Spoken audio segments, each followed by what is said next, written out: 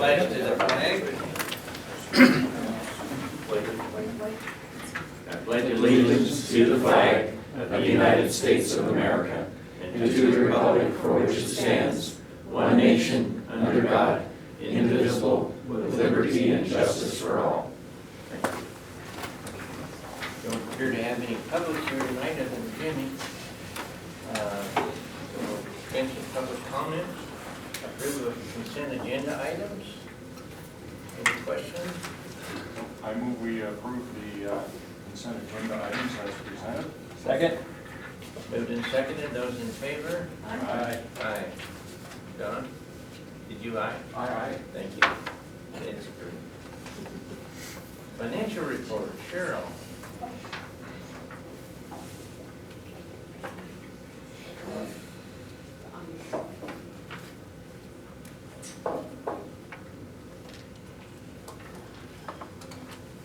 Okay. October was kind of a tough month. We were down to a total of 413 patients. Particularly hard on us was the drop in ED patients and the drop in swing bed patients.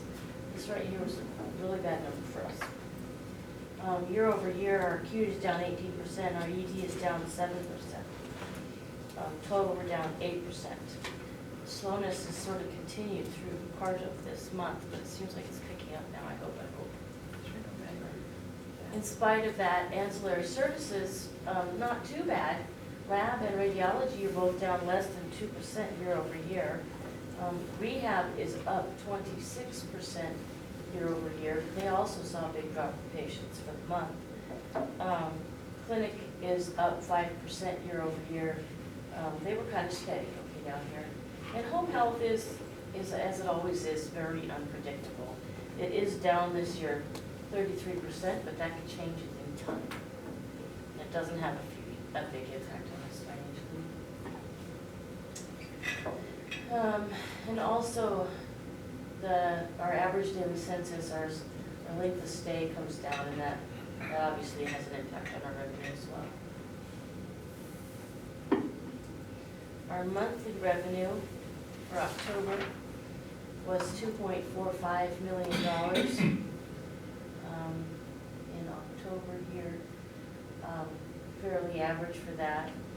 We did record $200,000 worth of revenue for the wellness center. So when you take that $200,000 out, it really was a tough month for us. And we'll talk more about that number later. We still are ahead year over year on a monthly average basis.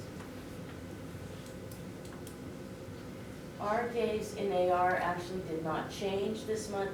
They were 81 last month and they were 81 this month. We're still well above where we would like to be. Our collections on AR for the month was $1.8 million. Our average right now for this year is only 1.743. When you see, our revenue is quite a bit ahead of last year, so our collections should really be higher. So that kind of reflects that days in AR number being high.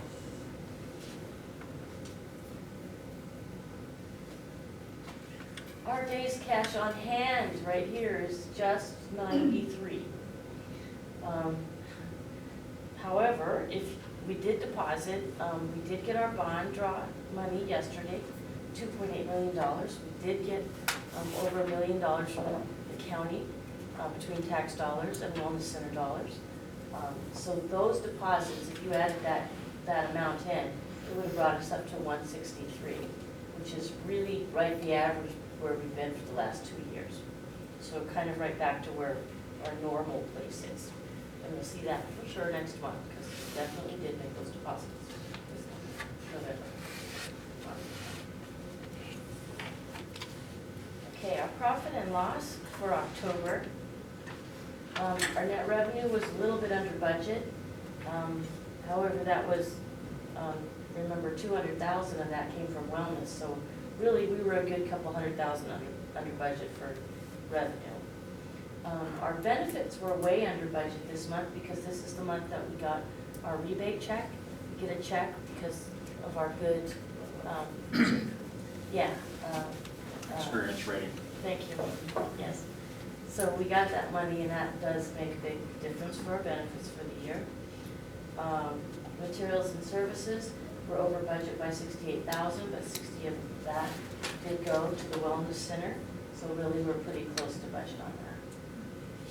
So overall, we lost $21,000 for the month, and that made us 41,000 below budget for the year.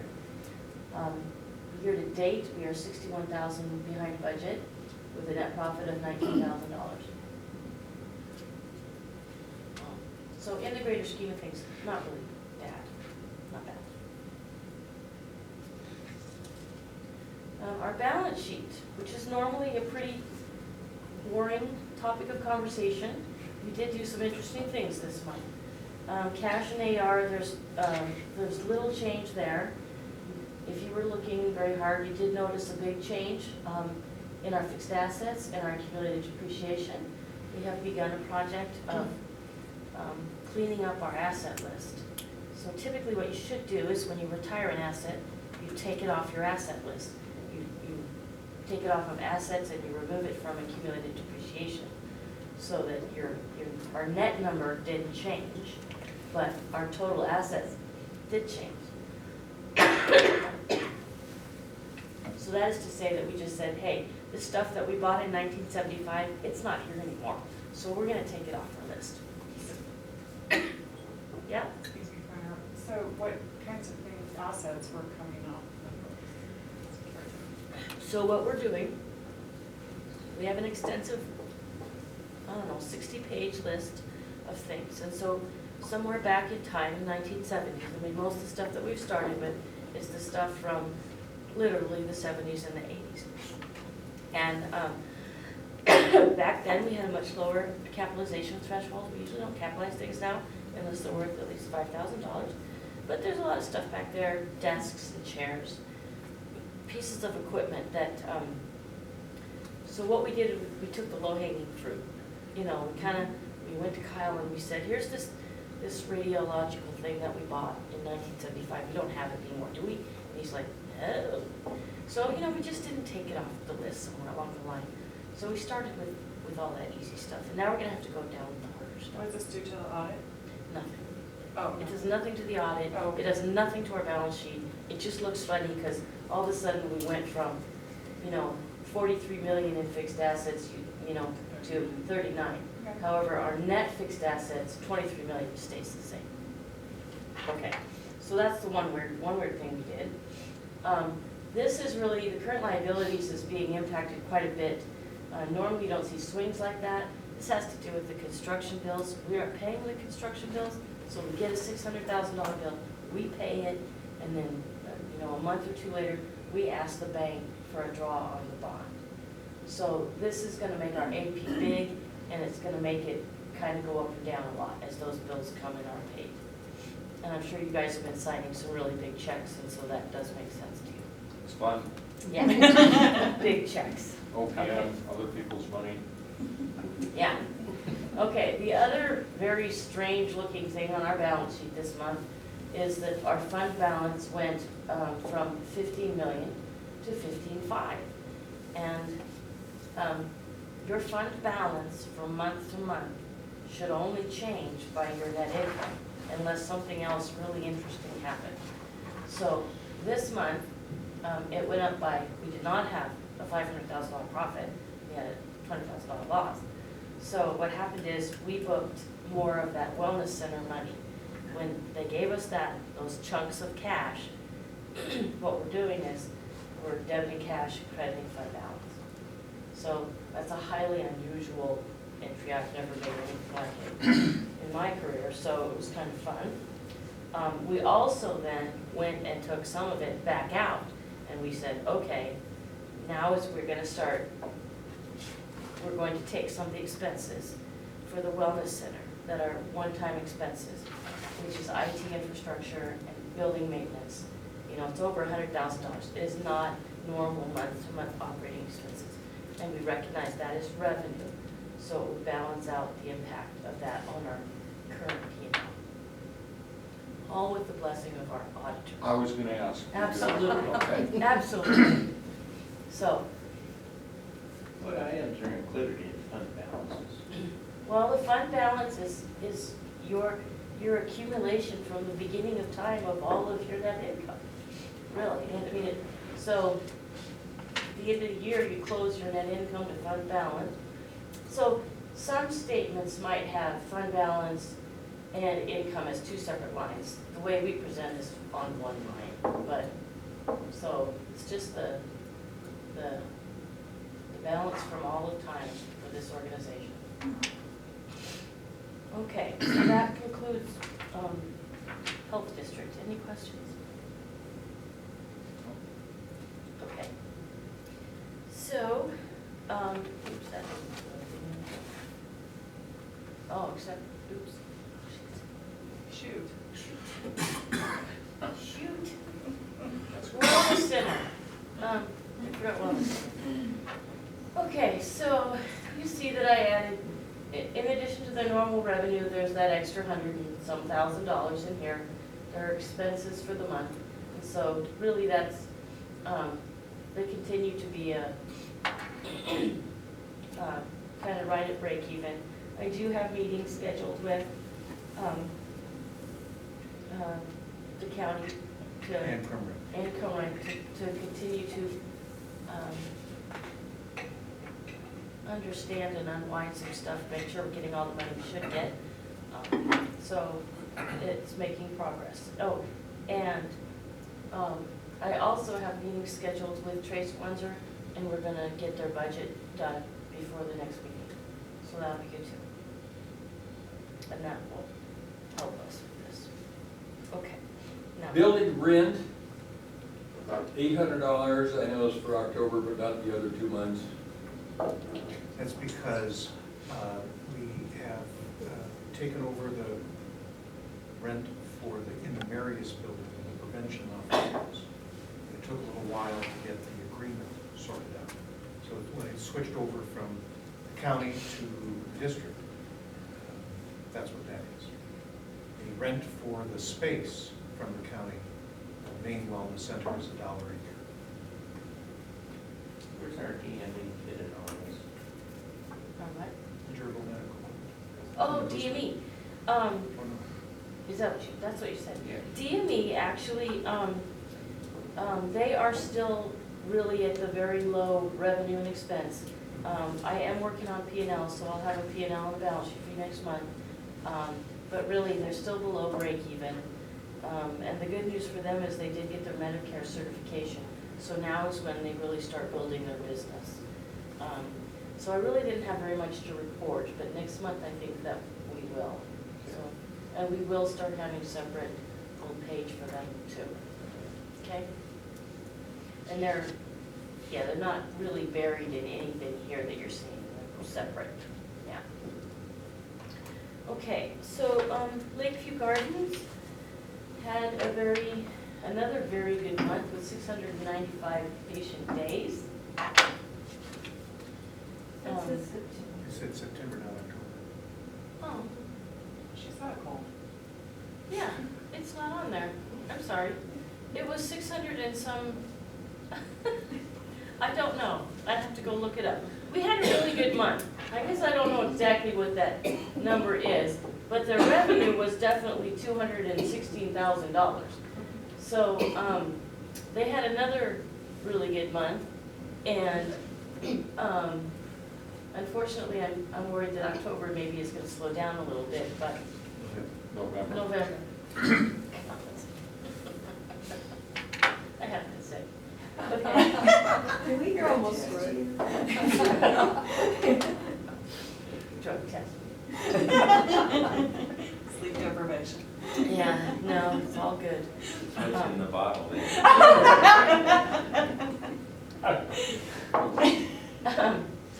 Their average monthly revenue is $197,000. They did have a good month.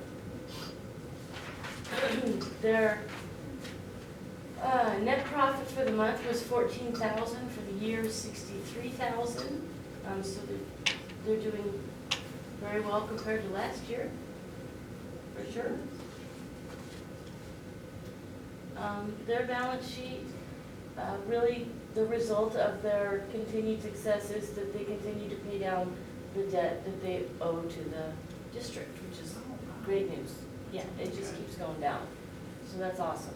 Yeah, it's, well, I mean, it's what we expected. It's not like it's a surprise, but still it's good. Questions on Lakeview Gardens?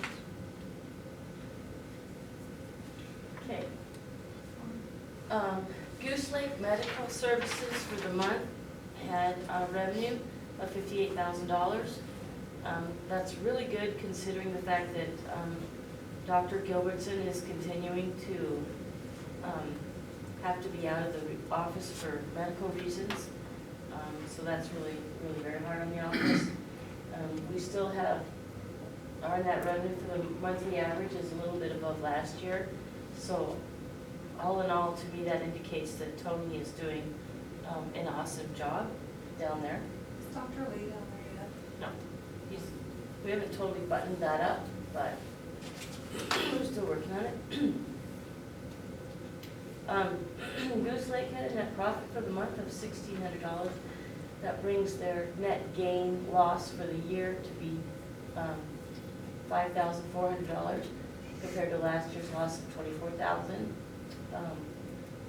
Again, as always, if we had all our providers working, we would be in great shape. Their balance sheet, there really no changes. Their cash in the AR went down a little bit, and their debt went down a little bit. Been slowly starting to collect on their aged AR. Questions on that?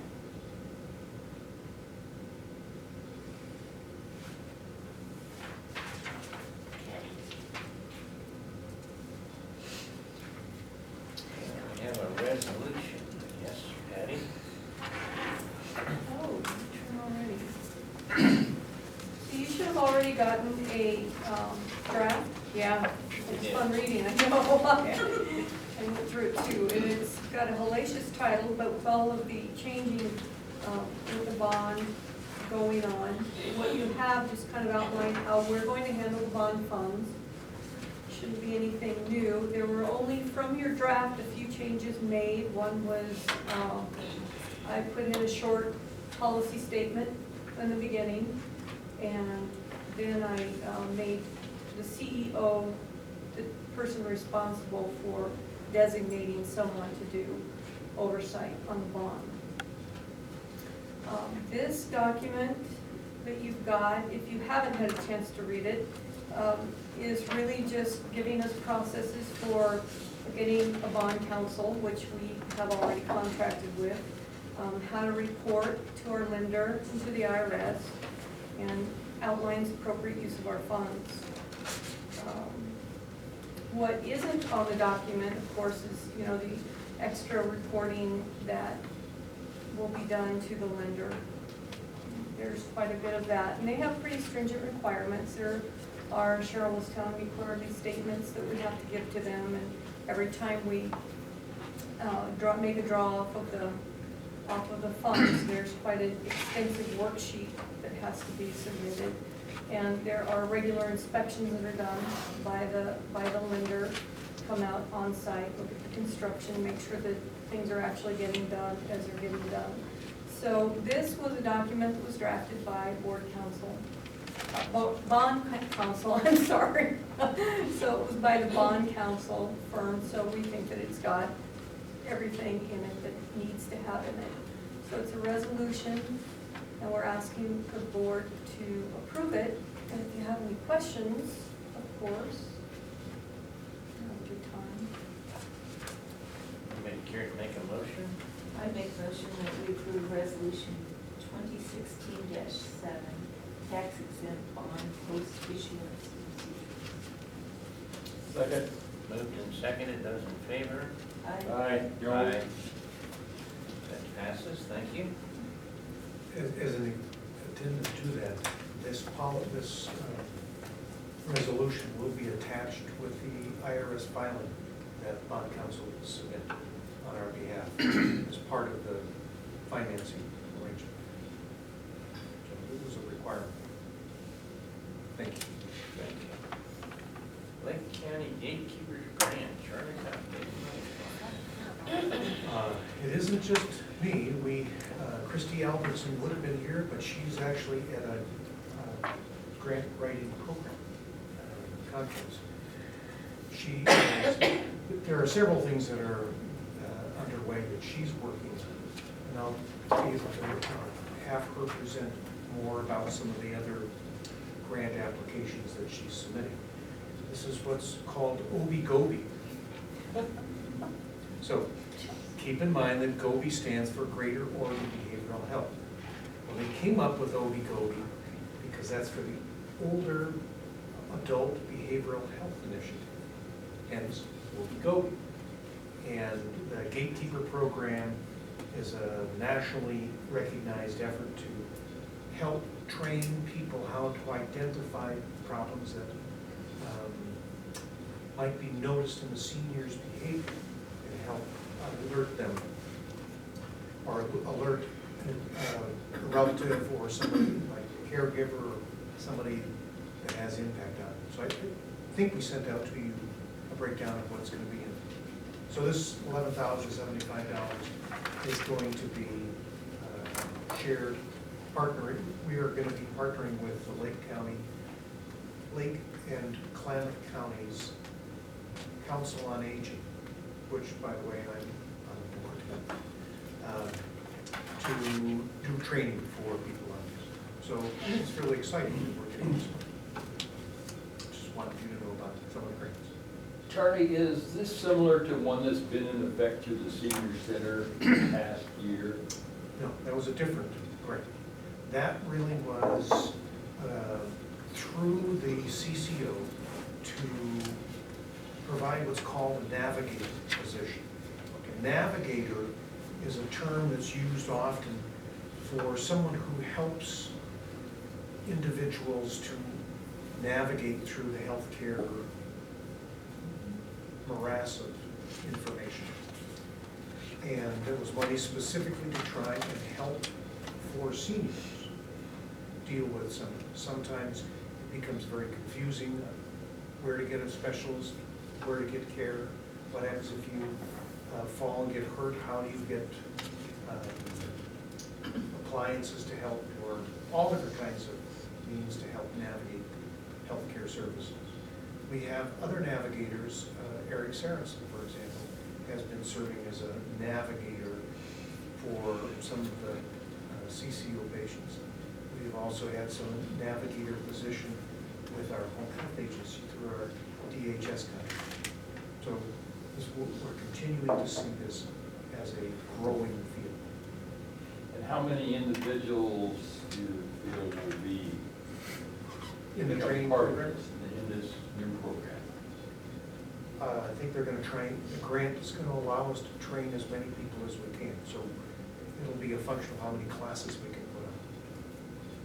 Because the idea is to get as many people possible to learn the symptoms and signs. Somebody doesn't answer their mail, or pick up their mail, or pick up their newspaper, or something like that. Behavior that is just not quite right, you call somebody. So that's what this is about. Exciting that it's coming to our community. Good. Nursing support, Teresa. Yes. Well, we've had 6 weeks, which finally ended, 6 weeks of low census.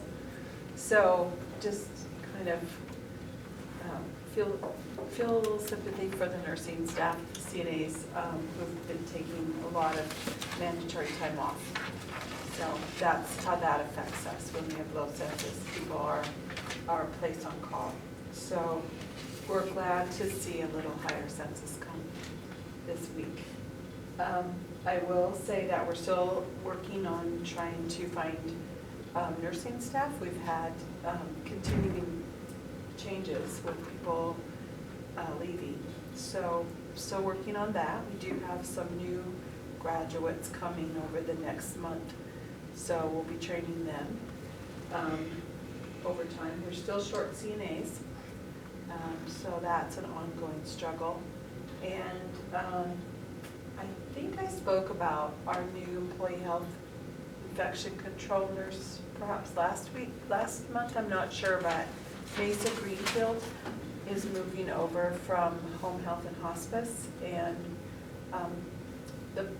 she's working on getting her wound care ostomy certification, but she's also going to be working part-time as our employee health and infection prevention nurse. And she has started, and she's doing a fabulous job, I'm happy to report. So that's a slight change that we've been undergoing. And I guess the other thing that we've been working on, actually, through all the quality initiatives, they always want us to work on reducing our readmissions, any readmission of a patient within 30 days.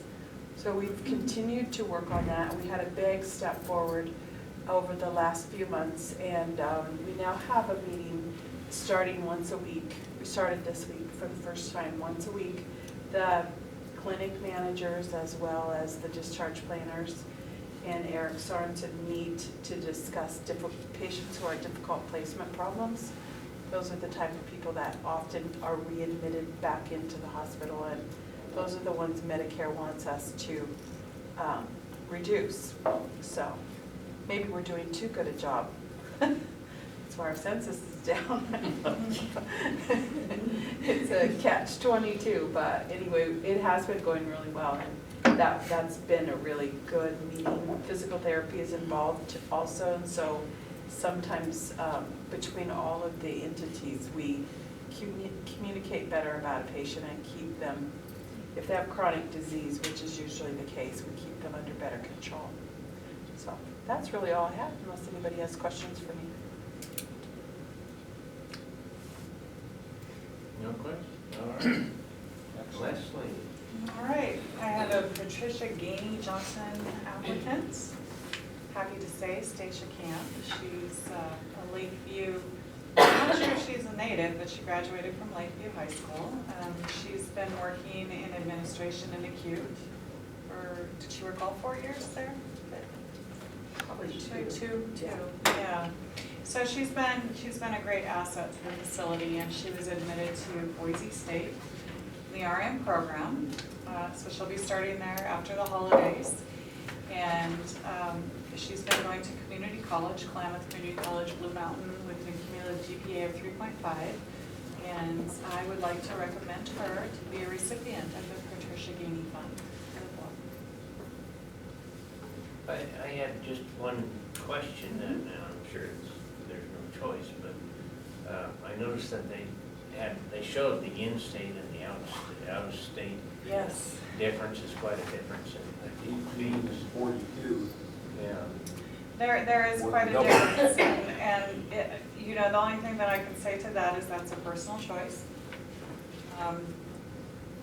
It's a good I think It's a great program. It's a good nursing program. I think she was looking for that, as well as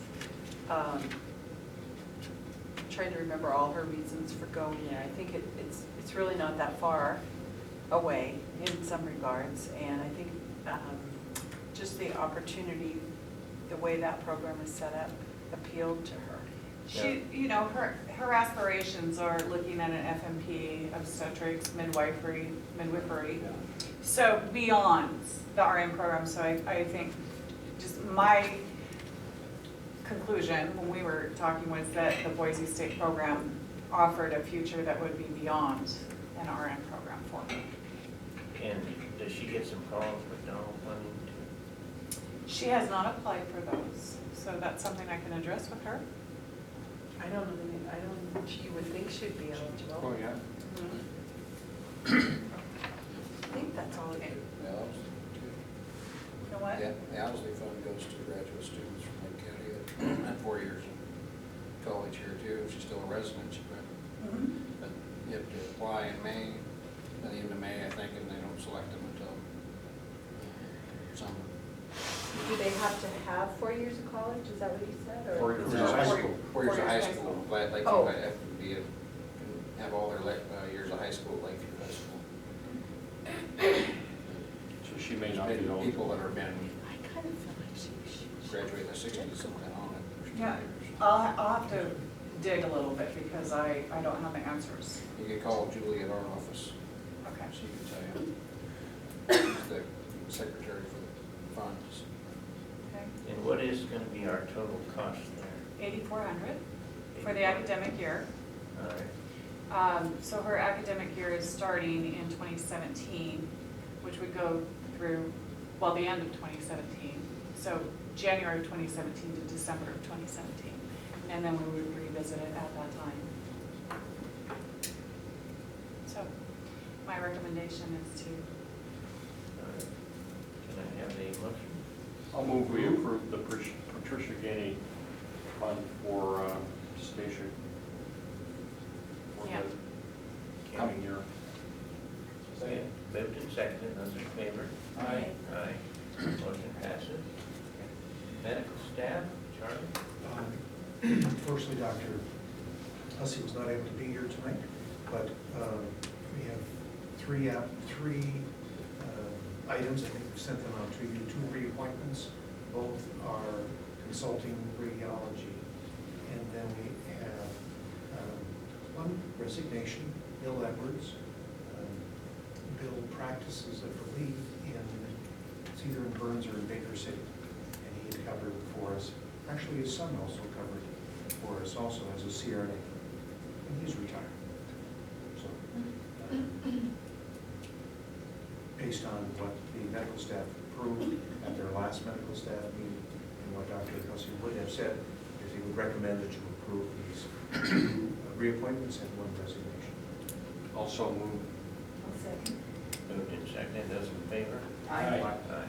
Motion passes. Employee recognition. Always a great thing to think about. We have wonderful staff.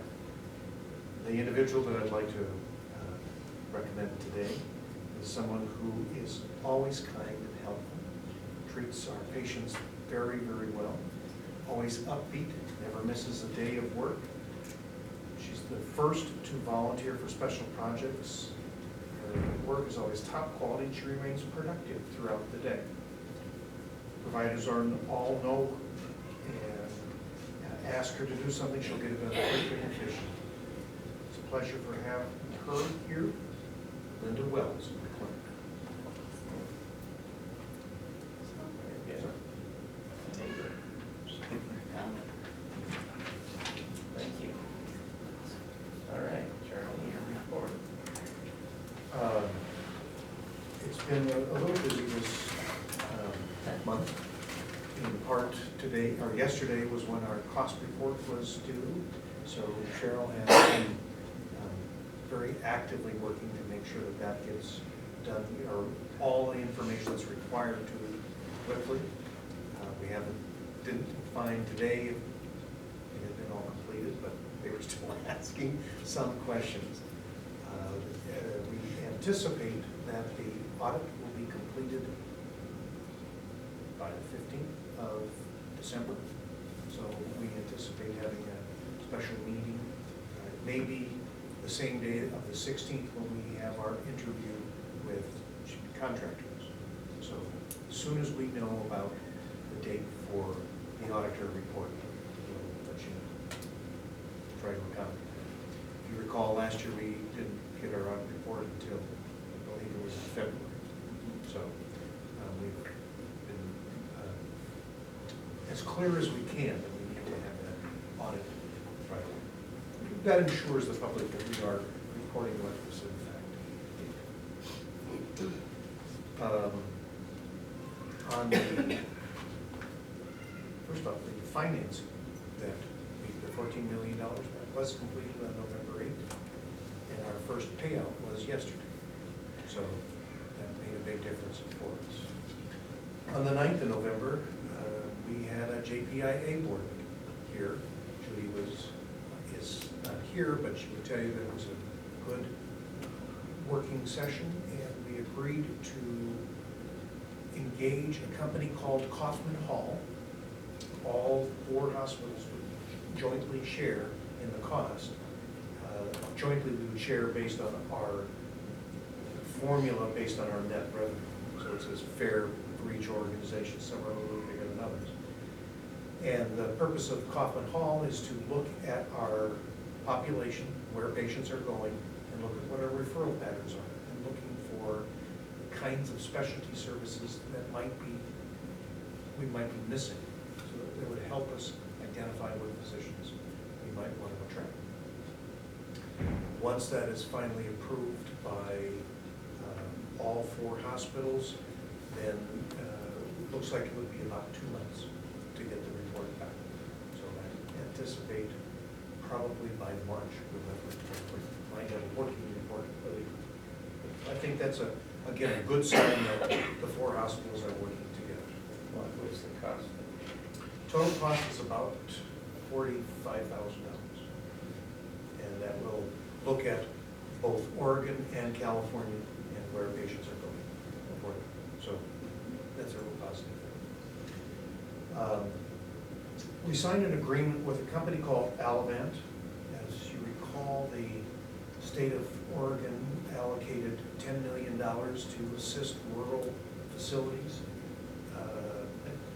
Don't have the exact split.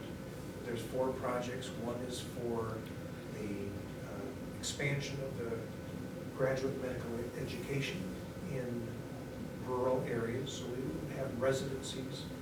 Probably wouldn't be a residency here, but it might be in some of the bigger facilities in rural settings. The second part is for a population health training program. And third is for an expansion of a tele-emergency or telehealth, but specifically for kind of like a walk-in clinic. Might be after hours, to help try and reduce the number of emergency room visits. And then the fourth is the swing bed expansion. Alevant is the company that is part of Mayo Clinic that we are going to be participating in, and that's that component. So that is kicked off. We'll be involved in some training. It's a 3-year program. So that's kind of exciting.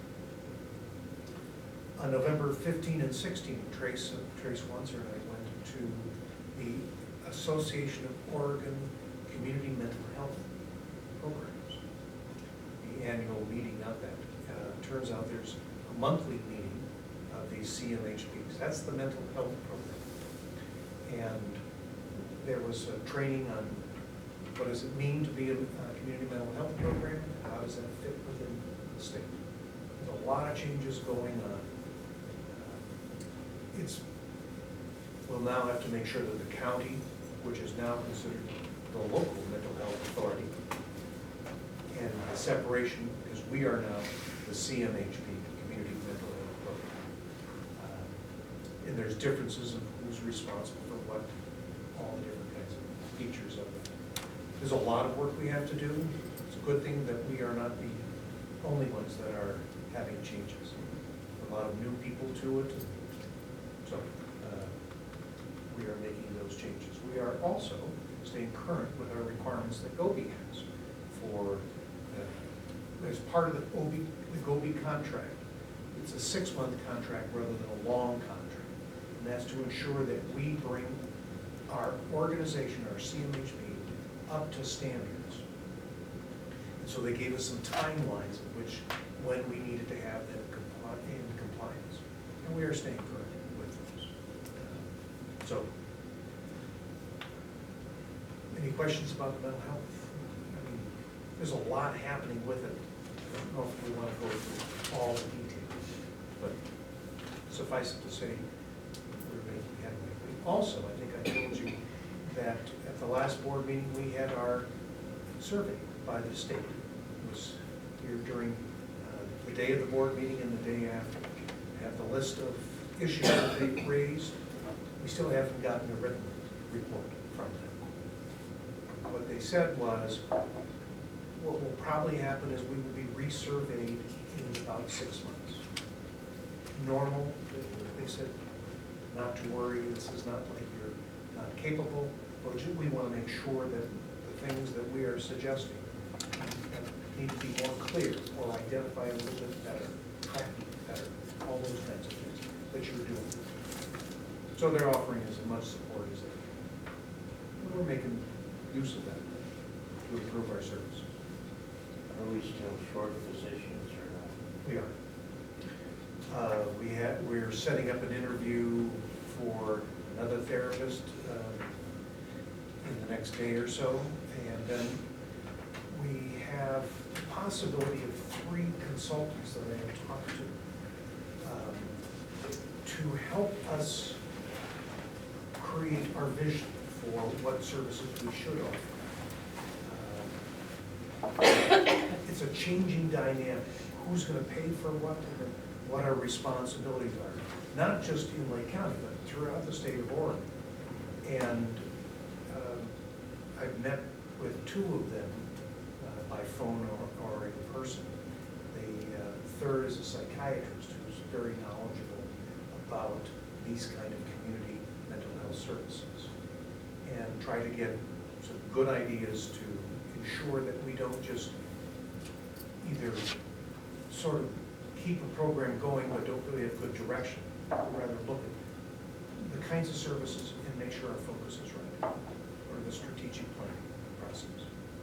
So I hope to have that done or started in November, but it will be December or January before it's finished. So, because I want to make sure we do get the best direction. Any questions? Does the, you tie that in with your advisory council?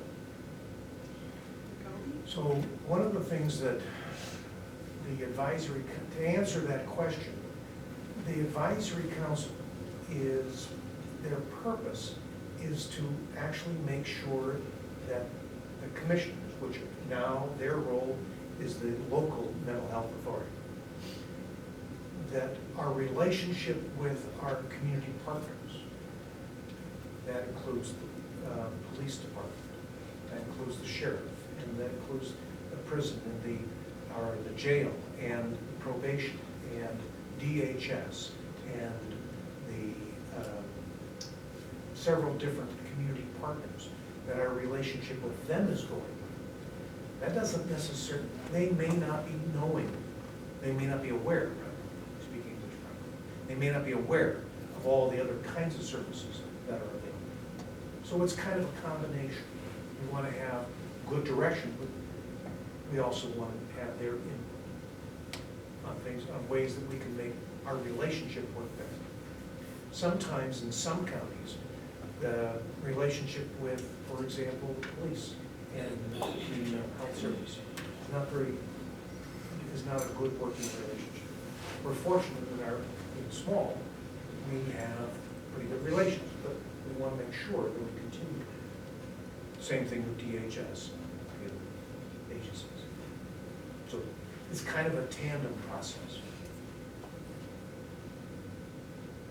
Other questions?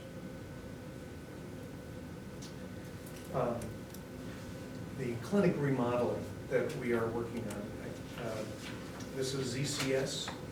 I sent out the finalized version of the agreement. You saw there was a slight difference in the total amount that we would pay ZCS, but virtually identical to what they had proposed originally. What we had done is said, let's make sure that before we sign off on the full agreement, that we see what the planning looks like. And that's where we have come to so far. Do everyone recall the conversation, the process? So we're gonna, okay. So now in the month of December, their schedule, and I think I sent the schedule out to you, we're looking to try to break ground in March. The plans all get built right. So for today, ZCS was here to do a walkthrough with interested contractors, see what the project would look like, where some of the design is. This is going to be a design build, so as we, when we select a a contractor on this. We'll do the interviews on the 16th, and if it is similar to what we did with Lakeview Gardens, you'll probably want to select that, or make that determination on that day, like we did the last time. And then we would have ZCS and that selected contractor work together to try and make sure they're getting the best price along with the design.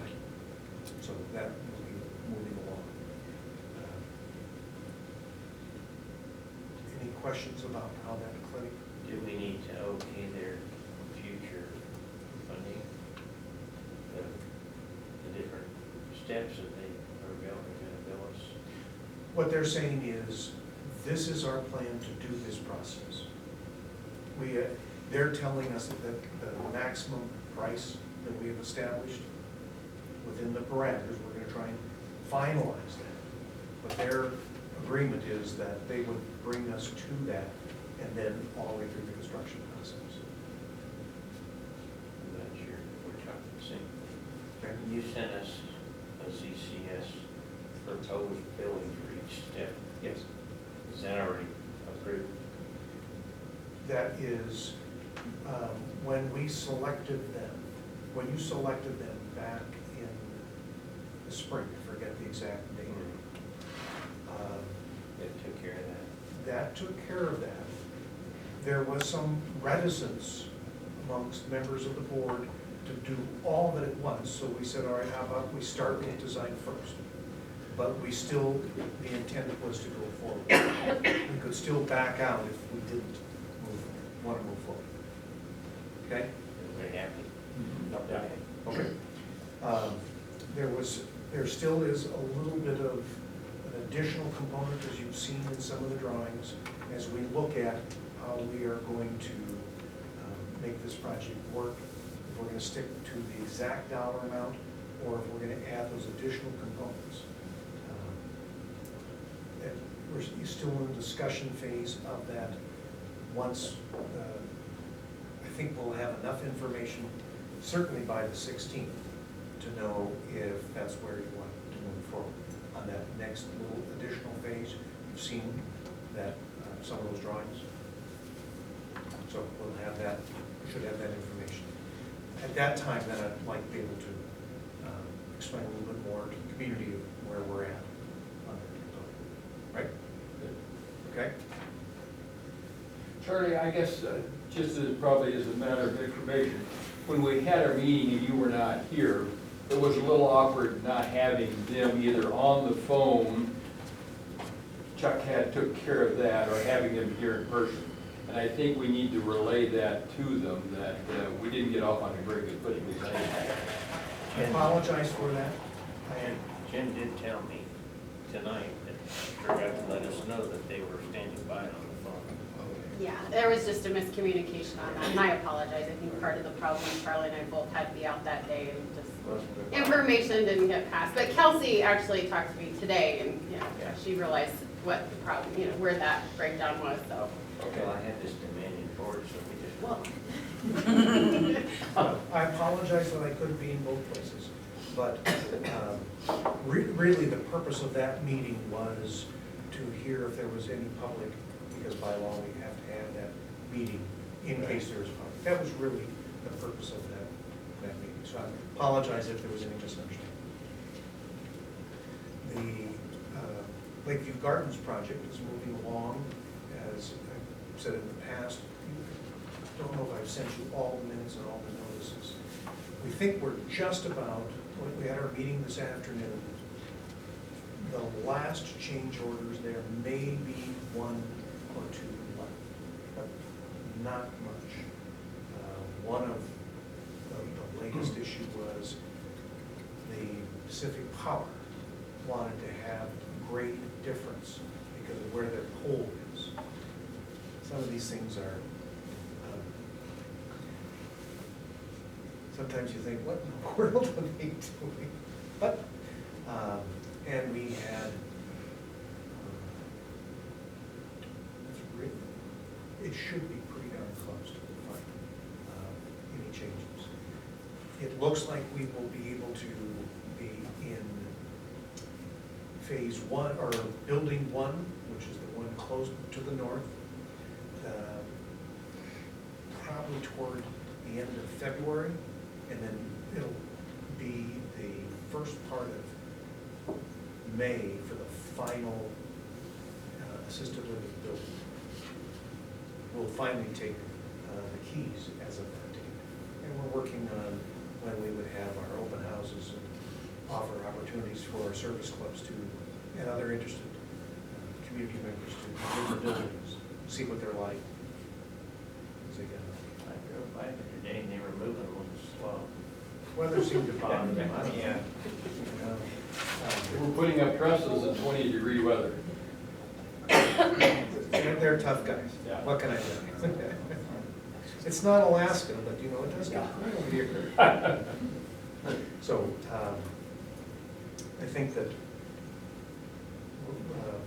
by and large, even though there is the delay, it's not a significant delay, and will be resolved appropriately. Our Christmas party is on December 9th. I hope everyone will be able to attend. That's next Friday. If you can't, we will miss you. If you can, we look forward to having you join and celebrate with our, I guess we're supposed to call it a holiday party, my mistake. Just to be Politically correct. politically correct. That's absolutely. You can say it, Charlie. That ended on November 8th. Costumes are Correct. required. That's helpful to know. We had an interesting situation come up this past month. One of the doctors in a local clinic has decided to change his relationship with the clinic, and so that made the Canby Clinic in Canby, California, not have an oversight physician. Fortunately, Dr. Gallagher has agreed to be their supervising physician for their nurse practitioner. So we are assisting them to assist them while they're in their search for a replacement physician. Without them, they would not be able to continue. So we're very appreciative of Dr. Gallagher, the opportunity to work with our neighbors to do so. So I don't know how long it's going to last, but I think it's important for us to support other clinics. I will be attending by telephone a meeting tomorrow with our hospital association to try and deal and help us understand what yesterday's governor report came out. There's a lot of changes that are anticipated. There is a significant shortfall in our budget in the state of Oregon, certainly in the Medicaid program. Nobody knows exactly what's going to happen, but I will let you know as soon as I know more about it. It will be a challenge. It's a huge shortfall. Any questions I can talk about or answer? Can't talk about. Any other questions for open session? If not, we will adjourn for 10 minutes, come back into executive session if we have business. We do. All right, yes, we do.